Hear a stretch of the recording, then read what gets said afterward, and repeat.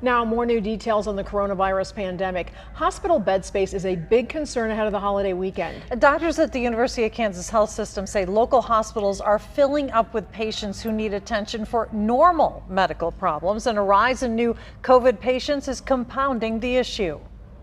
We're not usually this full in June, but we're really full, and everybody's really full.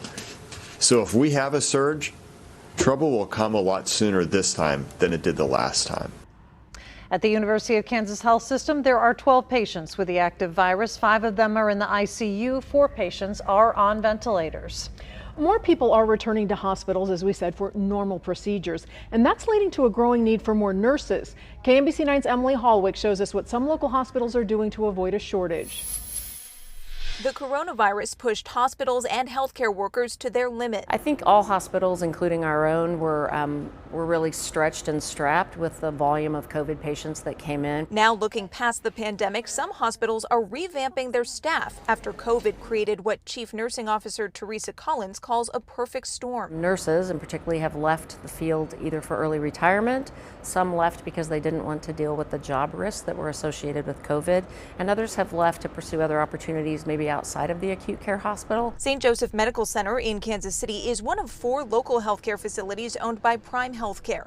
The company is working to hire 100 nurses across its hospitals this month. We have a need for registered nurses, both experienced, and we also accept new graduates. With more non-COVID patients coming in post-pandemic, the hospitals need nurses in units like intensive care, cardiac care, labor and delivery, and the ER. I think it's important to be proactive as we do recruitment.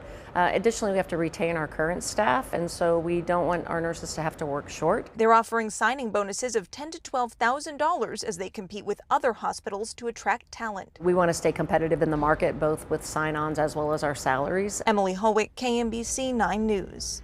Prime Healthcare is holding 3 hiring events in the metro this month. July 14th at Providence Medical Center, July 21st at St. Joseph Medical Center, and July 28th at St. Mary's Medical Center. Here's a look at the positivity rate this afternoon. Missouri keeps moving in the wrong direction. 8.6% of tests are coming back positive right now. It is lower in Kansas, where 3% of tests are coming back positive. Children's Mercy Hospital says it's reassured by early clinical tests on vaccinating kids under 12. KMBC 9's Michael Mahoney has the latest on the effort to protect kids as the school year approaches.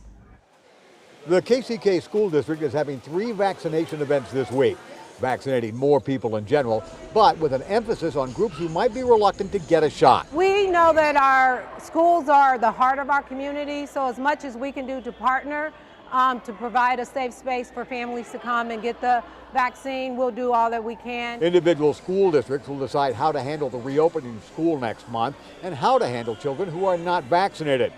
Children younger than 12 are not eligible to get a shot. Kids 12 and older can. The Children's Mercy Hospital here is one of the places conducting clinical testing on those children 11 and under, and their doses would not be the same as adults. We're trying to pick the dose that still gives them the adequate protection, but that they can tolerate better. Getting the vaccination rates up in the Kansas City region is becoming urgent, since the area is now the nation's leading hotspot for the very contagious Delta variant. It's not something we should be proud about to be #1, but that's where we're at. Michael Mahoney, KMBC 9 News. It takes 4 or 5 weeks for a vaccination to take full effect. That means a child who gets a shot today won't be fully protected until early August.